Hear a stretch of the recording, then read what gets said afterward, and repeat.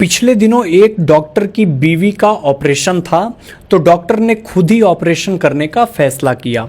उसने 2 lady doctor को सहयोग के लिए बुला लिया। डॉक्टर ने बेहोशी की दवा अपनी बीवी को दी, लेकिन उसकी बीवी बेहोश नहीं हुई। फिर उसने बेहोशी का इंजेक्शन लगाया, फिर भी उसकी पत्नी को कोई असर नहीं हुआ। तब डॉक्टर ने तेज क्लोरोफॉर्म सुंघाने का फैसला किया। तभी डॉक्टर की बीवी बोली, तुम कुछ भी कर लो, जब तक तुम्हारे साथ ये दोनों रहेंगी मैं बेहोश होने वाली नहीं हूं।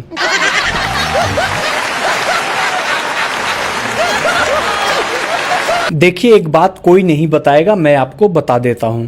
जब आपका ब्लड प्रेशर हाई हो तो कुछ देर साली से बात करें, और जब लो हो तो कुछ देर घरवाली से बात करें, तुरंत आराम मिलेगा।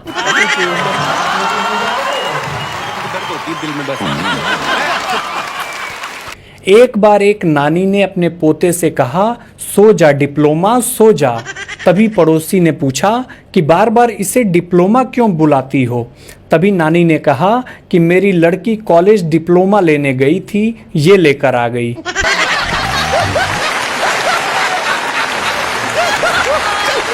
एक बार एक दोस्त ने दूसरे दोस्त से कहा कि अगर पति पत्नी का रिश्ता 7 जन्मों का है तो अभी कौन सा चल रहा है और कितने जन्म बाकी हैं कैसे पता चलेगा। तभी दोस्त ने कहा कि जब पत्नी कहती है कि मैं तुम्हें समझ ही नहीं पा रही हूं कि तुम क्या चीज हो, तो समझो पहला चल रहा है।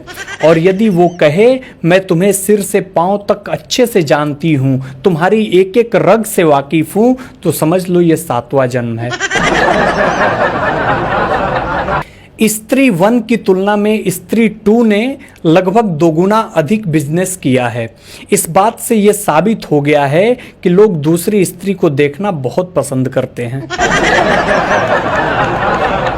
देखो भाइयों, ज्यादा कट्टर होने की जरूरत नहीं है। लोग आजकल इतने कट्टर हो गए हैं कि मैं क्या बताऊं।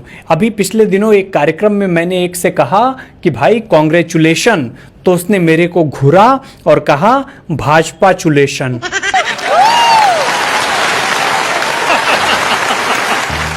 एक दोस्त ने दूसरे दोस्त से कहा कि तुम्हारी शादी के पहले और शादी के बाद तुम्हारे जीवन में क्या अंतर आया। उसने दिल छू लेने वाला जवाब दिया। उसने कहा वो मेरी क्लासमेट थी तो उसका होमवर्क मैं किया करता था। आज वो मेरी पत्नी है और आज भी उसका होमवर्क मैं ही करता हूं। पिछले दिनों गर्ल्स हॉस्टल में आग लगने पर बॉयज हॉस्टल के लड़कों ने मदद की। टीवी पर खबर आई, आग पर काबू पा लिया गया है। लड़कों पर काबू पाने की कोशिश जारी है।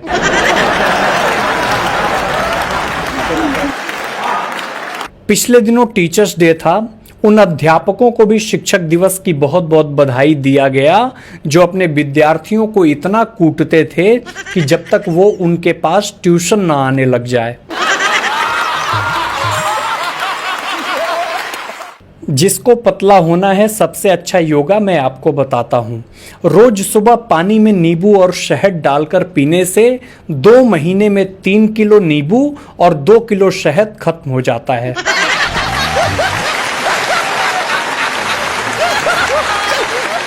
देखिए, जीवन में आपको पहली गुरु माँ मिलेगी। दूसरा गुरु यदि देखा जाए तो आपके शिक्षक होंगे, और पुरुष की आखिरी गुरु उसकी पत्नी होती है। उसके पश्चात उसे ना तो कोई ज्ञान की आवश्यकता होती है और ना ही कोई ज्ञान काम आता है। पहले 5 ही छोड़ना मुश्किल था, अब भाई साहब 10 हो गए। पहले थे काम, क्रोध, लोभ, मोह, अहंकार। अब हो गए काम, क्रोध, लोभ, मोह, अहंकार, फेसबुक, इंस्टाग्राम, ट्विटर, यूट्यूब और व्हाट्सएप।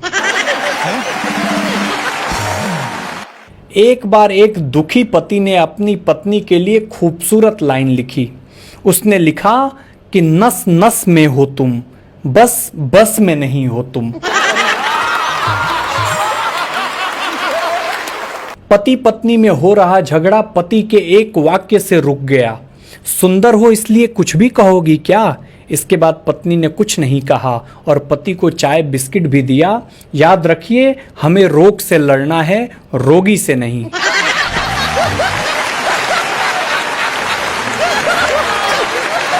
हिंदुस्तान की सबसे देशभक्त कौम शराबियों की है। कितना भी टैक्स बढ़ाओ, बेचारे बिना विरोध के शराब खरीदते हैं। देश की तरक्की में इनके योगदान को नमन है। शराबियों से ज्यादा शिष्टाचारी कोई नहीं होता। पैग अगर तबीयत से लग जाए तो टकराई हुई भैंस को भी बहन जी सॉरी बोलकर आगे बढ़ जाते हैं। एक बार एक पति ने पत्नी से कहा कि तुम मायके जाती हो तो कैसा महसूस करती हो। पत्नी ने कहा, हम औरतों की उम्र 45 क्यों ना हो, मायके में पैर रखते ही 16 की उम्र वाली फीलिंग आ जाती है। पति बोला, ओ अच्छा। पत्नी बोली, तुम कहो तुम्हें ऐसी 16 की उम्र वाली फीलिंग कब आती है। पति बोला, बस हमारा भी वही, जब तुम मायके जाती हो।